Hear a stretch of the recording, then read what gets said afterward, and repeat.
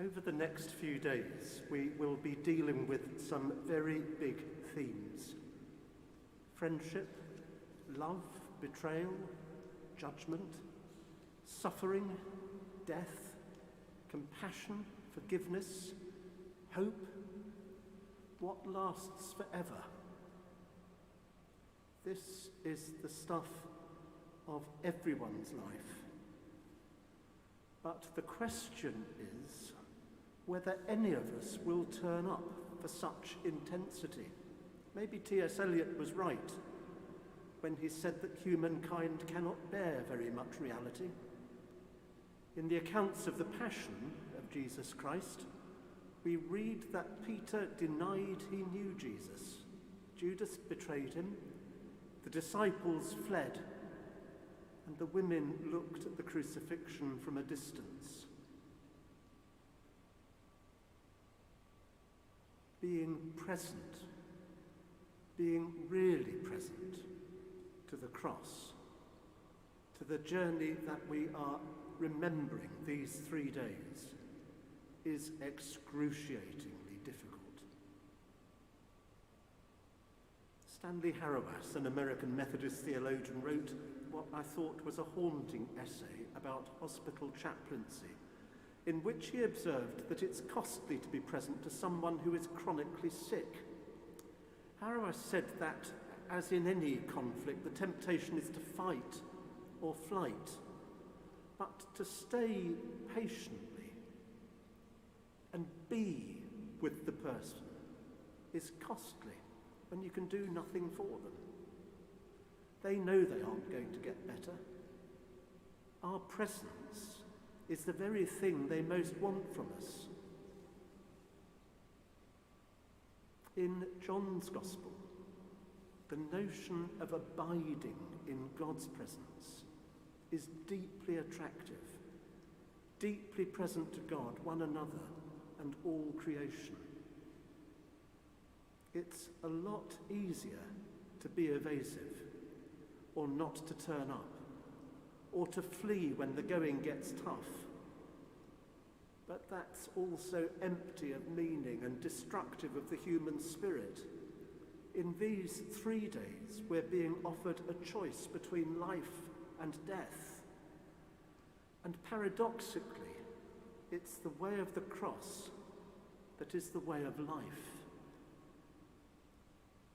Over these 3 days, we are consciously placing ourselves in the presence of God and allowing the events at the end of Jesus' earthly life to work on us. Difficult? Yes. But life-giving? Utterly.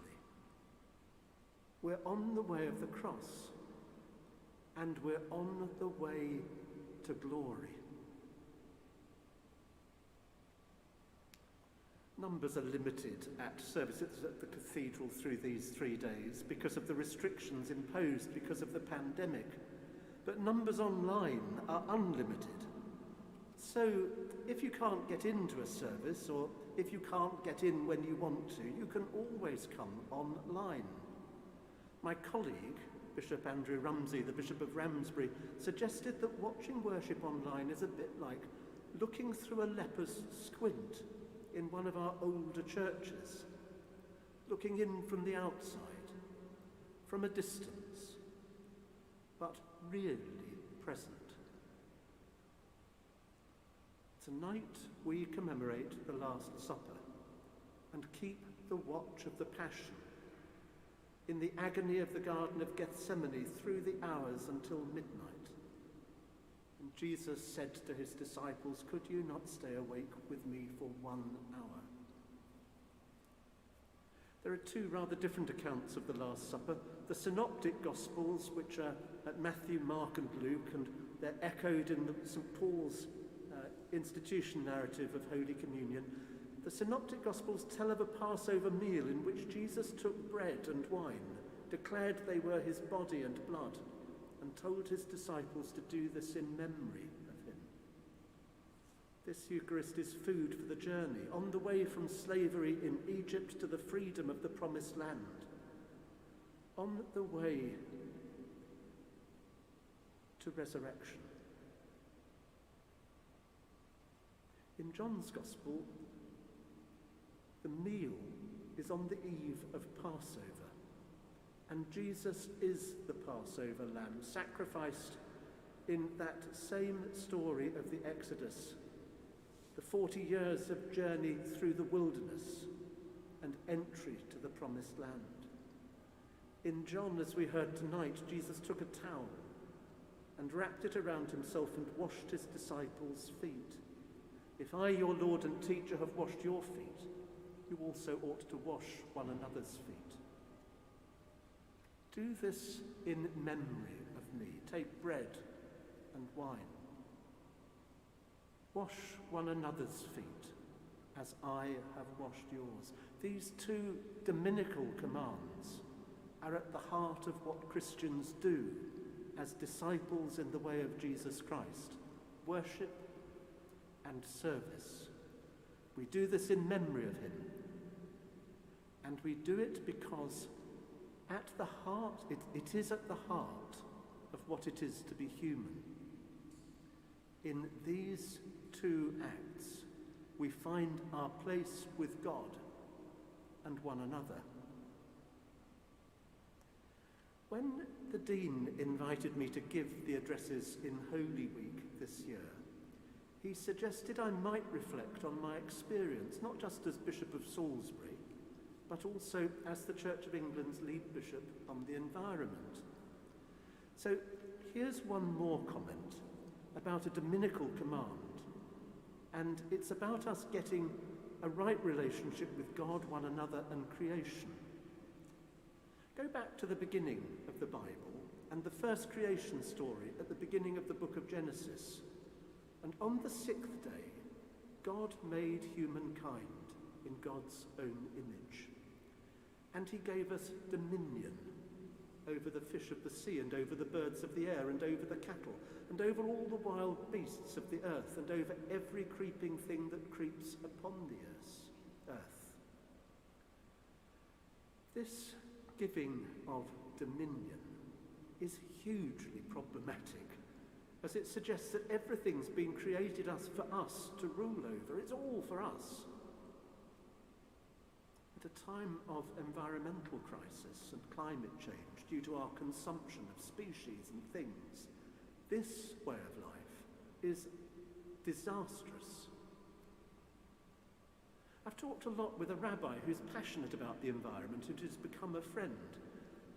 In reflecting on the Hebrew scriptures and some of the difficulties that are contained within them, and particularly on this text about dominion, Rabbi Jonathan Wittenberg said it's best to accept the difficulty, to set the text in the context of the whole of Scripture, and to think about them in relation to our knowledge and experience of the world in which we live.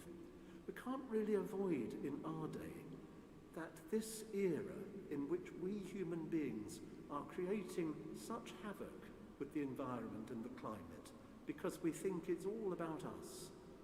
We can't go on like that, and we've got to hear the texts in a different kind of way. For Christians, it's a bit easier in relation to dominion than it would be for a Jew.